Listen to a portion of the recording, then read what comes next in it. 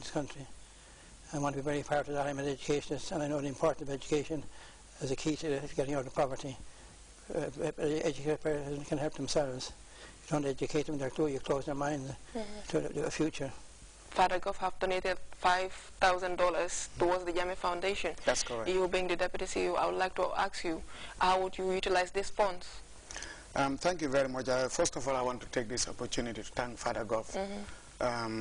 His love for the country, his love for His Excellency, that's why he's doing this. Father Goff is a retired person. He could have used this money for his medical bills, but he decided that because of his love for this country and because of His Excellency the President, that's why he's doing this. Yeah. This money we receive, we actually utilize it to pay scholarship. So $5,000 actually will be able to pay about 50 students. So his contribution actually helps the foundation a lot by meeting some of the shortfalls we've been receiving from His Excellency and then from other donors. So we're asking everybody to help the foundation, because if somebody outside is helping this country, I think there should be people in this country who should be able to support His Excellency the President to move this country forward. Well, we're going to take a very short break now. We'll be right back.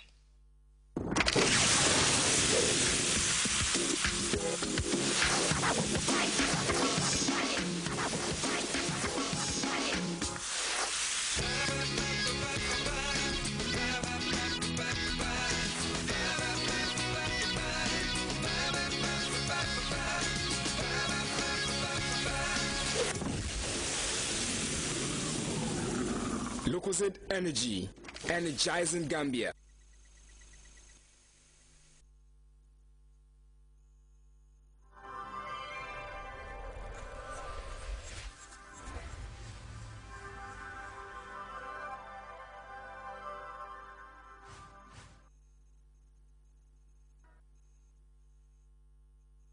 To GRTS News, a huge fire outbreak in the Douala neighborhood has left 4 people dead.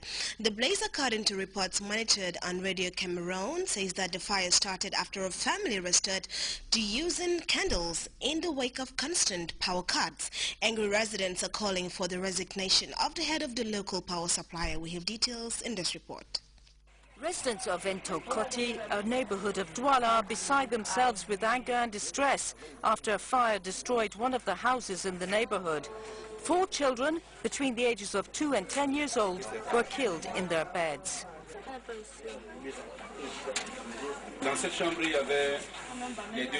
The eldest slept here and the 2 youngest over there. They cried out for us to come and save them. But unfortunately, when the fire was burning, we couldn't do anything.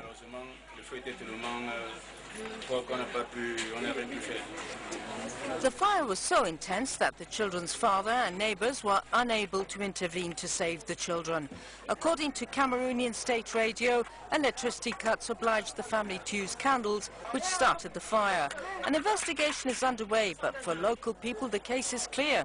Daily electricity blackouts are responsible. We're protesting because this is too much. We have electricity cuts every day. People can't live like this. It has to stop. 100 or so angry people have protested at the offices of Sonel, a recently privatized U.S. utility firm that produces and distributes electricity in Cameroon. When you run a company, and the company cannot provide people with a proper service, the company must accept its responsibility and close down. We've had enough of this. The director of this company must quit.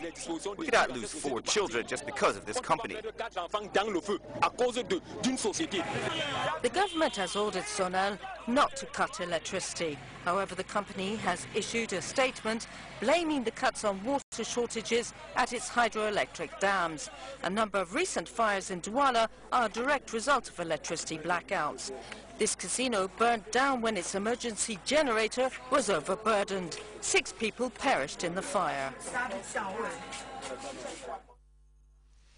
Jobs, immigration and gun control. Last night, President Obama focused much of his State of the Union address on domestic policy. In his annual speech to a joint session of Congress, Mr. Obama also called on lawmakers to work together. We have details in this report. We can say with renewed confidence that the state of our union is stronger.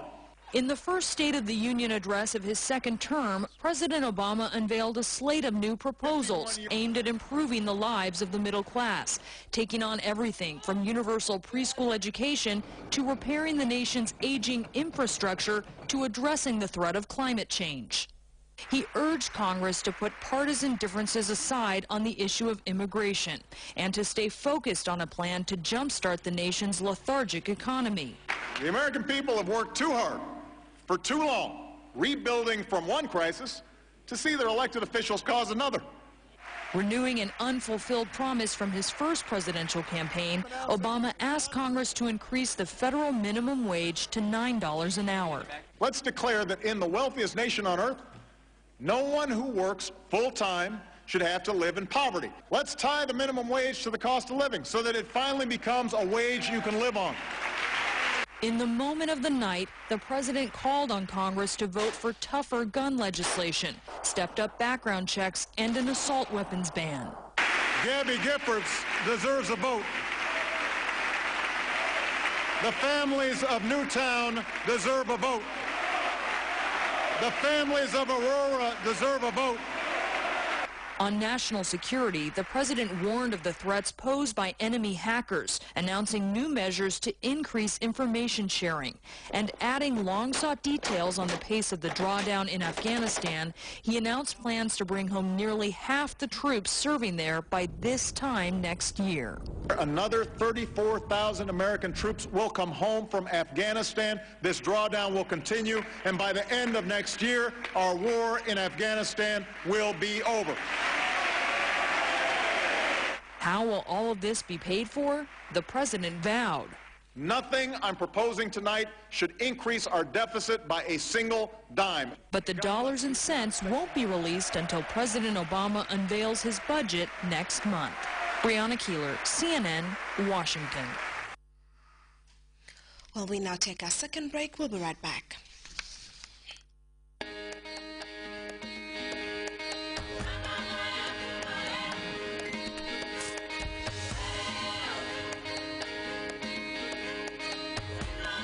EcoBank, we see a great future, one that's full of opportunity for those who want to be the best.